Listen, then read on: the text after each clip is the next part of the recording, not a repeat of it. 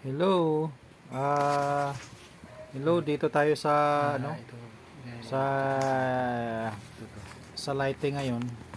Nag-check up tayo nito kasi ang problema nito patay sindi. At ito Problema nga ay nakita ko, ito, ang relay na ito, ang may problema So, sa electronics. subukan natin na May problema dadirect na lang natin. electronics. Wala Tapos ito nang nga, relay. Importante, subukan ko nga magkaroon siya ng ibabypass ilaw ko dito. muna kung ilaw siya sa Try natin.